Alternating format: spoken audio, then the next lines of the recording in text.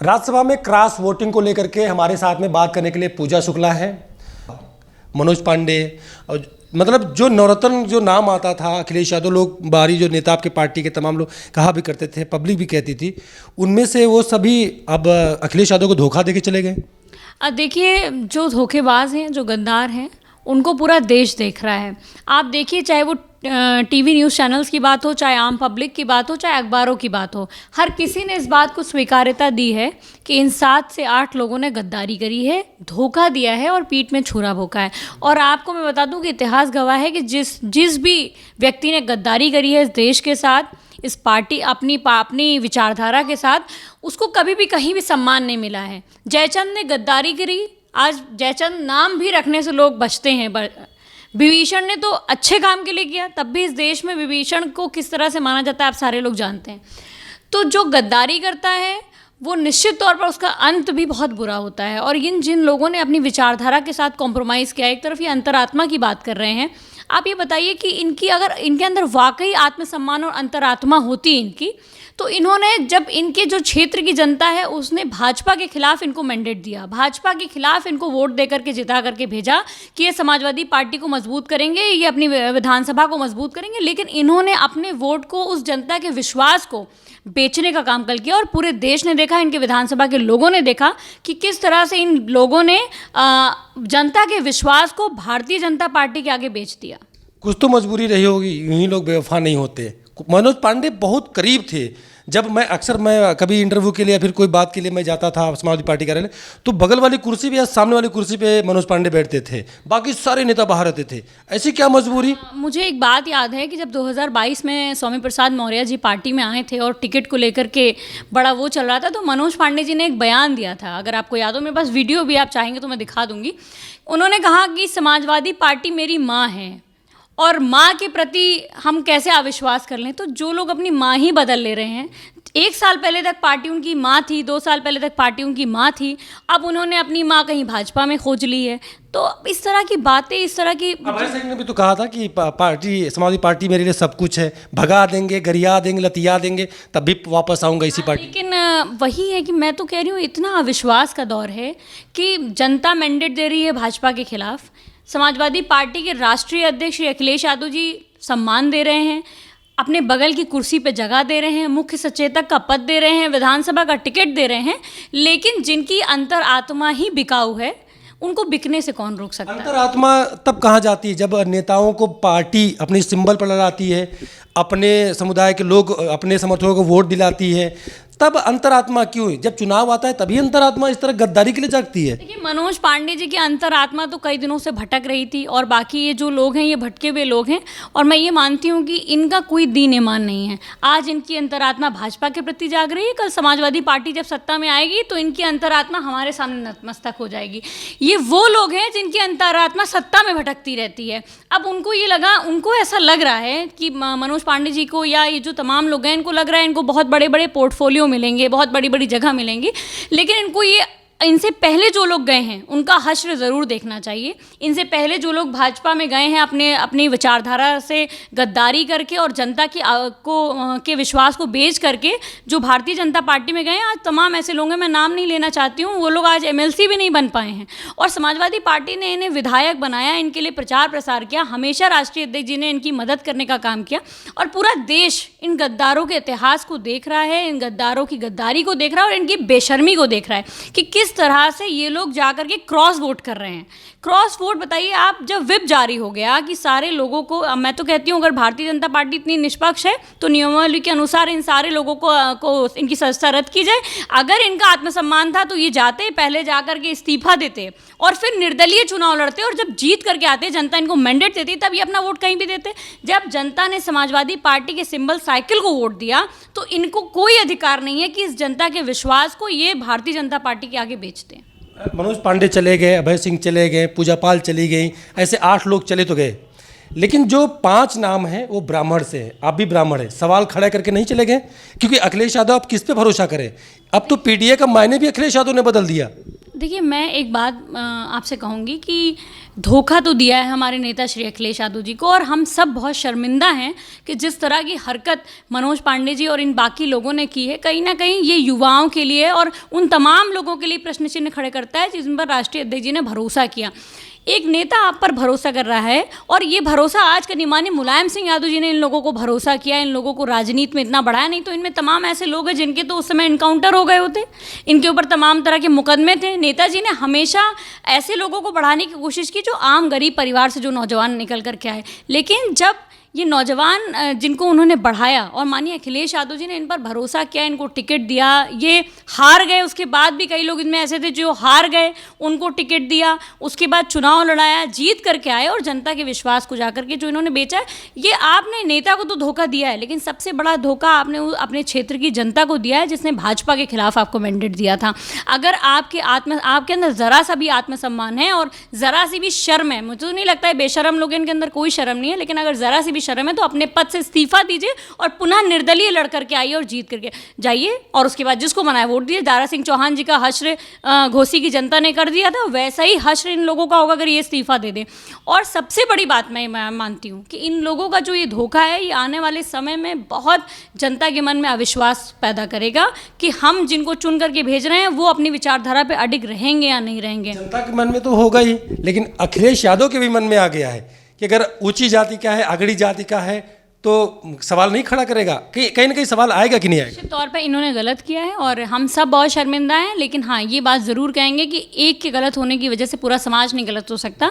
मैं सभी से अपील करूँगी जो भी सामान्य जाति से लोग आते हैं, और मुझे लगता है कि मैं आपको बताऊँ, मेरा अपना ये निजी मानना है कि जब मैं टिकट मांग रही थी तो ना मैं किसी बाहुबली परिवार से थी, ना मेरे पास इतना पैसा था, और ना मैं किसी विधायक मंत्री की बेटी थी, और ना ही कभी मैंने मतलब पैसे दे करके इस पार्टी में टिकट खरीदा।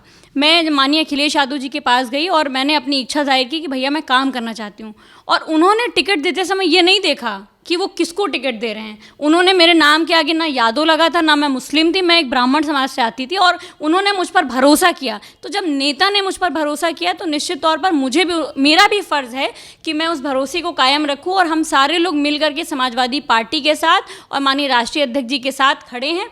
अब मैं ये मानती हूँ कि कहने से कुछ नहीं होगा, हमें करके दिखाना पड़ेगा, हमें साबित करना पड़ेगा, और अंतिम सांस तक हम लोग समाजवादी पार्टी में रहेंगे और ये साबित करेंगे। क्योंकि देखिए, इस दौर में बिकाऊ लोग नहीं टिक सकते, जिनकी विचारधारा ही बिकाऊ नहीं टिक पाएंगे। पूजा शुक्ला पीडीए के साथ में है, पीडीए को किस नज़र से देखती हैं? पीडीए का मतलब पूजा की शुक्ला के नज़र में क्या है? क्योंकि अखिलेश यादव ने जाहिर कर दिया, क्योंकि पहले सस्पेंस बना था पीडीए, ए का मतलब अगड़ा कि आदिवासी या अल्पसंख्यक, तमाम सस्पेंस थे, लेकिन पूजा शुक्ला क्या सोचती है? जिस दिन मैंने समाजवादी पार्टी ज्वाइन की थी, मैंने समाजवादी पार्टी की विचारधारा और माननीय अखिलेश यादव जी के नेतृत्व में विश्वास रख के और आस्था रख के समाजवादी पार्टी ज्वाइन की थी। समाजवादी पार्टी का लक्ष्य पहले से बहुत क्लियर है, शोषित वंचितों की पार्टी है, उनके हक और अधिकार के लिए लड़ती है, पिछड़े अल्पसंख्यकों और दलितों के हक के लिए लड़ती है। और मैं ये मानती हूँ कि जो लोग इस समाज में शोषित हैं, वंचित हैं, उनके अगर हक और अधिकार की कोई पार्टी लड़ाई लड़ रही है तो वो समाजवादी पार्टी है, जो कि अखिलेश यादव जी के नेतृत्व पे लड़ रही है, और मैं उसी नेतृत्व के साथ, उसी विचारधारा के साथ आई थी।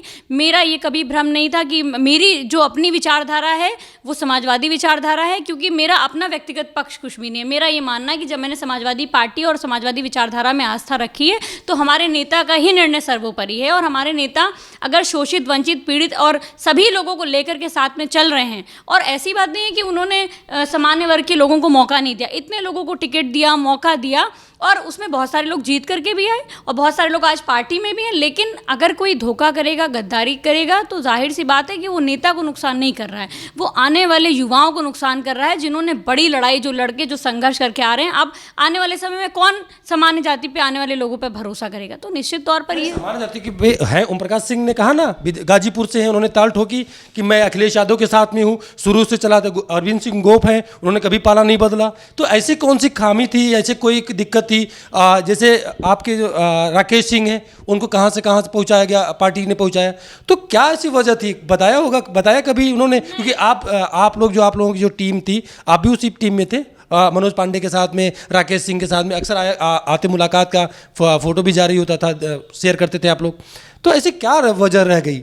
मैं तो खुद बहुत अफसोस में हूँ कि कुछ लोग मुझे हफ्ते भर पहले मिले और वो कहते रहे कि समाजवादी पार्टी हमारी माँ है, समाजवादी पार्टी में हमारी आस्था है। कुछ लोग कहते मिले कि अखिलेश यादव जी ने हम लोगों को इतनी ताकत दी कि आज हम लड़ पा रहे हैं, नेताजी ने हमको इतनी ताकत दी, लड़ पा रहे हैं। आखिर अचानक से 1 वर्ल्ड का फ्लैट और 5 करोड़ रुपए इतने महत्वपूर्ण हो गए, मैंने ये नहीं सोचा था। मैं तो सोचती थी कि वो ज़मीर के जिंदा लोग हैं, लेकिन मुझे नहीं पता था कि वो इतने बिकाऊ हैं और उनके अंदर कोई आदर्श नहीं, सब खोखलापन है, दिखावा है। क्योंकि 2 दिन पहले तक जो आपके साथ हो वो इस कदर धोखा दे जाएगा, ये तो सोचा नहीं जा सकता। और ये मतलब मेरा ये मानना है कि मुझे इतना अफसोस है और इतना धक्का लगा है कि एक तरफ हम इतनी बड़ी लड़ाई जनता के लिए लड़ रहे हैं, एक तरफ बेरोज़गारी है, महिलाओं के साथ अत्याचार हो रहा है, किसान सड़क पर लड़ रहे हैं, एक तरफ माननीय अखिलेश यादव जी पीडीए की बात कर रहे हैं, शोषितों और वंचितों की बात कर रहे हैं, उनके हक और अधिकार की बात कर रहे हैं, नौकरी की बात कर रहे हैं। वहीं दूसरी तरफ कुछ ऐसे जयचंद जो इस तरफ रहते हैं और उस तरफ का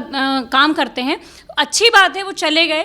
और मैं तो कहती हूँ कि इस तरह जो भी शोषितों, वंचितों, पीड़ितों, अगड़ों और जो सामान्य जाति के लोग हैं जो पीड़ित हैं, मैं उनकी भी बात कर रही हूँ कि बहुत सारे ऐसे लोग हैं। तो इसमें भी अगड़ों में भी हैं, ब्राह्मणों में भी हैं, ठाकुरों में भी हैं, हर जगह पर हैं। तो ये मानते हैं कि हम दलितों की, अल्पसंख्यकों की लड़ाई लड़ रहे हैं, पिछड़ों की लड़ाई लड़ रहे हैं, और जिसको भी पिछड़ों से नफरत है, दलितों से नफरत है, अल्पसंख्यकों से नफरत है, वो अभी अपना रास्ता इख्तियार कर ले। क्योंकि समाजवादी पार्टी और माननीय अखिलेश यादव जी के नेतृत्व में इतिहास रचने जा रही है। हम तब तक, हमारी अपनी ये सौगंध है कि पिछड़ों, दलितों, अल्पसंख्यकों के अधिकारों के लिए हम अंतिम सांस तक लड़ते रहेंगे। और समाजवादी पार्टी के नेता श्री अखिलेश यादव जी के हमेशा एक प्रमुख कह सकते हैं, एक सिपाही की तरह अपना काम करते रहेंगे, जनता की लड़ाई लड़ते रहेंगे और उनके आदर्श। मनोज पांडे, राकेश सिंह, पूजा पाल, राकेश पांडे, ये सब छत के ऊपर खड़े थे, ब्रिजेश पाठक के साथ में हाथ हिला रहे थे। ऐसा लग रहा होगा बेशरम है, बेशरम है। इसको बेशर्मी से के अलावा क्या कह सकते हैं? ये बेशर्मी है कि एक नेता जिसने आपको मान सम्मान दिया और आपने उसके पीठ में छुरा भोंका।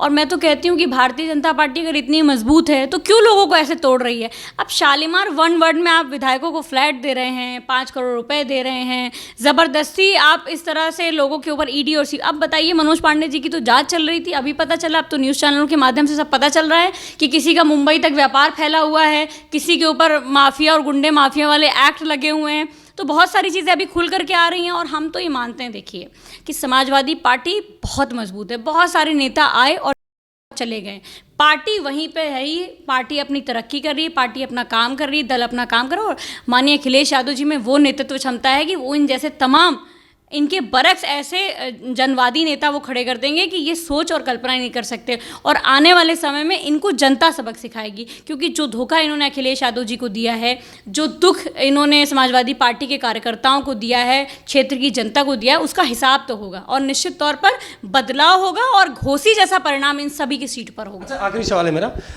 भगवान राम की प्राण प्रतिष्ठान हुई, सबको बुलाया गया था, तो इन लोगों का आरोप है का आपके कि उनको जाने से मना कर दिया गया, ऐसा कुछ आपके पास इन्फॉर्मेशन है? नहीं, झूठ बोलते हैं।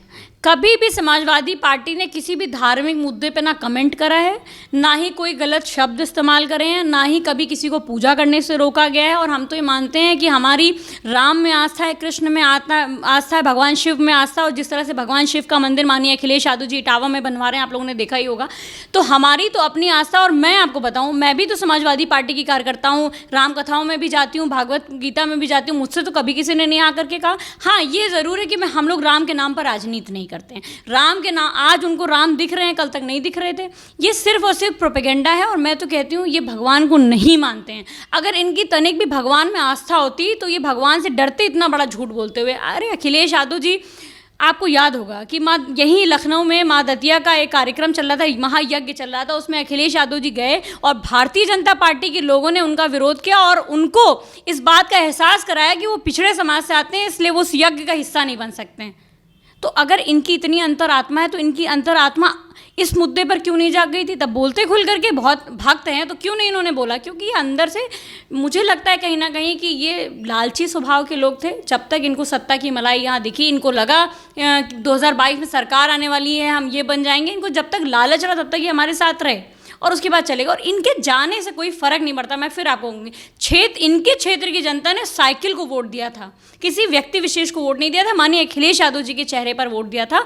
और निश्चित तौर पर समाजवादी पार्टी के कार्यकर्ता, नौजवान पूरी मजबूती के साथ अपने नेता के साथ खड़े हैं। ये कुछ भी कर लें, किसी भी तरह के षड्यंत्र कर लें, ये भाजपा की बौखलाहट को दिखाता है कि किस तरह से भाजपा डरी हुई है। और अंतिम बात मैं ये कहूँगी कि ये वो लोग हैं जो आने जाने वाले लोग हैं, कभी इस पाले, कभी उस पाले, कभी किसी और पाले। लेकिन हाँ, ये बात है कि जब आने वाले समय में समाजवादी पार्टी की सरकार आएगी तो इनको भी सबक सिखाया जाएगा, और मुझे लगता है कि जनता उससे पहले इनका हश्र बुरा कर देगी। मनोज पांडे को क्या वो रुतबा मिल पाएगा पार्टी में, भाजपा में?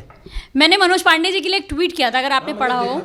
मैंने ये उसमें लिखा था कि कितने में इन्होंने अपने आत्मसम्मान और ज़मीर को बेचा है। तो मैं आपके चैनल के माध्यम से भी कह रही हूँ, आपने देखा होगा ना, भाजपा में एक पट्टा पहनाते हैं और उस पट्टा पहनाने के बाद लोगों को किनारे बांध दिया जाता है। वही हाल मनोज पांडे को होगा। इतिहास के पन्नों में काले अक्षरों में इनका नाम दर्ज होगा और कोई इनको पूछेगा भी नहीं। बहुत सारे लोग आए और चले गए, और आपको मैं बता रही हूँ, आप एक साल बाद इन लोगों का देख लीजिएगा, यही लोग भारतीय जनता पार्टी के कार्यालय के गेट पे खड़े हुए के रोते हुए नजर आएंगे, क्योंकि जो मान सम्मान समाजवादी पार्टी के नेता श्री अखिलेश यादव जी ने इन्हें दिया, वो कभी इनको भाजपा नहीं देगी। बहुत बड़े बड़े लोग हैं भाजपा के अंदर, लाल कृष्ण आडवाणी से लेकर मुरली मनोहर जोशी तक। जब उनको भारतीय जनता पार्टी सम्मान नहीं दे पाई तो इन लोगों को क्या देगी जिनका कोई जनाधार नहीं है। मतलब अगर भारतीय जनता पार्टी के कार्यालय के गेट पे खड़े ना होकर के अगर अखिलेश यादव के गेट पे खड़े हो गए तो रोने लगे, तो ये तो समय बताएगा, वक्त बताएगा।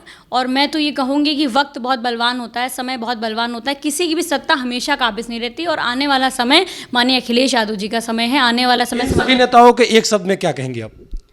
ये सब बेशरम हैं, गद्दार हैं, और ये समाजवादी पार्टी के को कमज़ोर करने का काम कर रहे थे। बहुत अच्छा हुआ चले गए, और मैं तो कहती हूँ कि भविष्य में मुझे ये लगता है कि ये कहानी बन करके रह जाएंगे। तो ये पूजा शुक्ला है समाजवादी पार्टी की, और अखिलेश यादव की वो सेना है, सेनापति हैं जो तमाम मुद्दों को लेकर प्रखर रहती है, हमेशा आगे नजर आती है। देखते रहिए द भारत टीवी। मैं विनोद कुमार।